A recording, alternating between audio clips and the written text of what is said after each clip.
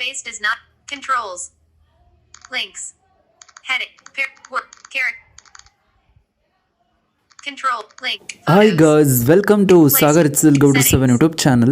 Guys, ನಾನು Sagar ಇತ್ಸಲ್ Gowda. Guys, ಈ ಒಂದು ವಿಡಿಯೋದಲ್ಲಿ ನಾನು ನಿಮಗೆ ಏನು ತಿಳಿಸ್ಕೊಡ್ತೀನಿ ಅಂದರೆ, ನಿಮ್ಮ ಒಂದು ಮೊಬೈಲ್ನಲ್ಲಿ ಟಾಕ್ ಬ್ಯಾಕ್ ಫೀಚರ್ ಇನೇಬಲ್ ಆಗಿದೆ ಅಂತಂದರೆ ನಿಮಗೆ 100% ತಲೆ ಕೆಡುತ್ತೆ. ಯಾಕಂತಂದರೆ ನಾವು ನಾರ್ಮಲ್ ಆಗಿ ಮೊಬೈಲ್ನ ಯಾವ ರೀತಿ ಯೂಸ್ ಮಾಡ್ತೀವೋ ಆ ರೀತಿ ಯೂಸ್ ಮಾಡೋದಕ್ಕೆ ಆಗಲ್ಲ. ನಾವು ಯಾವುದೇ ಒಂದು ಅಪ್ಲಿಕೇಶನ್ ಓಪನ್ ಮಾಡೋದಕ್ಕೆ ಟ್ಯಾಪ್ ಮಾಡಿದ್ವಿ ಅಂದರೆ ಆ ಒಂದು ಅಪ್ಲಿಕೇಶನ್ ಓಪನ್ ಆಗೋದಿಲ್ಲ. ಮತ್ತು ಲಾಕ್ ಮಾಡಿದ್ವಿ ಅಂದರೆ ಲಾಕ್ನ ಓಪನ್ ಮಾಡೋಣ ಲಾಕು ಕೂಡ ಓಪನ್ ಮಾಡೋದಕ್ಕೆ ಆಗೋದಿಲ್ಲ. ಇದೇ ಒಂದು ಪ್ರಾಬ್ಲಮ್ನ ನೀವು ಯಾವ ರೀತಿ ಸಾಲ್ವ್ ಮಾಡಬೇಕು. ಮತ್ತು ಈ ಒಂದು ಫೀಚರ್ನ ಯಾವ ಒಂದು ರೀಸನ್ಗೆ ಕೊಟ್ಟಿದ್ದಾರೆ ಅಂತ ಅಂದರೆ, ಯಾರಿಗೆ ಐಸ್ ಪ್ರಾಬ್ಲಮ್ ಇರುತ್ತೋ ಅವರಿಗೆ ಈ ಒಂದು ಫೀಚರ್ ಯೂಸ್ ಆಗುತ್ತೆ. ಯಾಕೆಂದರೆ ಅವರಿಗೆ ಕಾಣಿಸಲ್ಲ ಆ ಟೈಮ್ನಲ್ಲಿ ಆ ಒಂದು ಅಪ್ಲಿಕೇಶನ್ ಮೇಲೆ ಟ್ಯಾಪ್ ಮಾಡಿದ್ರೆ ಅಂತಂದರೆ ಯಾವ ಒಂದು ಅಪ್ಲಿಕೇಶನ್ ಮೇಲೆ ಟ್ಯಾಪ್ ಮಾಡಿದ್ದಾರೆ ಮತ್ತು ಏನನ್ನ ಟೈಪ್ ಮಾಡ್ತಿದ್ದಾರೆ ಎಲ್ಲವೂ ಕೂಡ ಏನಾಗುತ್ತೆ ಅಂತಂದರೆ ಅವರಿಗೆ ಗೊತ್ತಾಗುತ್ತೆ. ಮತ್ತು ಇದನ್ನು ನೀವು ಡಿಸೇಬಲ್ ಮಾಡಬೇಕು ಅಂತಂದರೆ ಇಲ್ಲಿ ನೀವು ನೋಡ್ತಾರೆ ಲಾಕ್ ಆಗಿರುತ್ತೆ. ಲಾಕ್ನ ಓಪನ್ ಮಾಡೋದಕ್ಕೆ ಒಂದೇ ಬೆರಳಲ್ಲಿ ನೀವೇನು ಮಾಡ್ತೀರಾ ಅಂದರೆ ಸ್ವೈಪ್ ಮಾಡ್ತೀರಾ. ಆ ರೀತಿ ಮಾಡ್ಕೊಬಾರ್ದು. ಎರಡು ಬೆರಳಲ್ಲಿ ನೀವು ನಡಕ್ಕಾಗುತ್ತೆ ಅಂತಂದರೆ ಈ ರೀತಿ ಸ್ವೈಪ್ ಮಾಡಬೇಕು. ಎರಡು ಬೆರಳಲ್ಲಿ ಸ್ವೈಪ್ ಮಾಡಿದ್ರೆ ಅಂತಂದರೆ ಓಪನ್ ಆಗುತ್ತೆ. ನಂತರ ನಿಮ್ಮ ಒಂದು ಮೊಬೈಲ್ನಲ್ಲಿ ಫಿಂಗರ್ ಪ್ರಿಂಟ್ ಇದೆ ಅಂತ ಅಂದರೆ ಫಿಂಗರ್ ಪ್ರಿಂಟ್ನ ಕೊಡಬೇಕಾಗತ್ತೆ. ಇಲ್ಲಿ ನೀವು ನೋಡ್ತಾರೆ ಈ ರೀತಿ ಫಿಂಗರ್ ಪ್ರಿಂಟ್ ಇಲ್ಲ, ನಿಮ್ಮ ಒಂದು ಮೊಬೈಲ್ನಲ್ಲಿ ಫಿಂಗರ್ ಪ್ರಿಂಟ್ ಇಲ್ಲ ಅಂದರೆ ಮತ್ತೆ ಇಲ್ಲಿ ನಾನು ಲಾಕ್ ಮಾಡ್ತಾ ಇದ್ದೀನಿ. ಸೇಮ್ ಎರಡು ಬೆರಳಲ್ಲಿ ಸ್ವೈಪ್ ಮಾಡ್ಕೊಬೇಕಾಗತ್ತೆ. ಸ್ವೈಪ್ ಮಾಡ್ಕೊಂಡು ನಂತರ ಇಲ್ಲಿ ನೀವು ನಡಕ್ಕಾಗತ್ತೆ ಪಾಸ್ಕೋಡ್ನ ಎಂಟರ್ ಮಾಡ್ಕೊಬೇಕಾಗತ್ತೆ. ಇಲ್ಲಿ ನೀವು ನೋಡ್ತಾ 6 digit ಪಾಸ್ಕೋಡ್ನ ನಾನು ಇಲ್ಲಿ ಎಂಟರ್ ಮಾಡ್ಕೊಂಡಿದ್ದೀನಿ.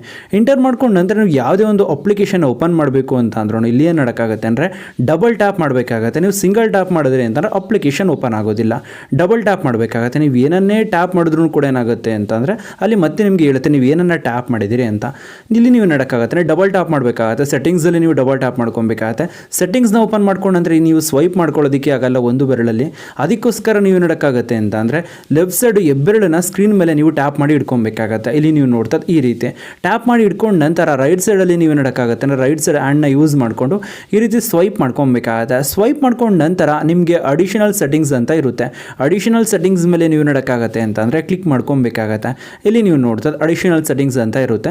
ಇಲ್ಲಿ ಟ್ಯಾಪ್ ಮಾಡ್ಕೊಬೇಕಾಗತ್ತೆ. ಇಲ್ಲ ಅಂತಂದರೆ ಟಾಪಲ್ಲಿ ಸರ್ಚ್ ಇರುತ್ತೆ. ಸರ್ಚ್ ಬಟನ್ ಮೇಲೆ ಟ್ಯಾಪ್ ಮಾಡ್ಕೊಬೇಕಾಗತ್ತೆ. ಅಡಿಷನಲ್ ಅಂತ ಟೈಪ್ ಮಾಡಿದ್ರೆ ಸಿಗುತ್ತೆ. ನಂತರ ನಿಮಗೆ ಆಕ್ಸೆಸಿಬಿಲಿಟಿ ಅಂತ ಇರುತ್ತೆ. ಆಕ್ಸೆಸಿಬಿಲಿಟಿ ಮೇಲೆ ಟ್ಯಾಪ್ ಮಾಡ್ಕೊಬೇಕಾಗತ್ತೆ.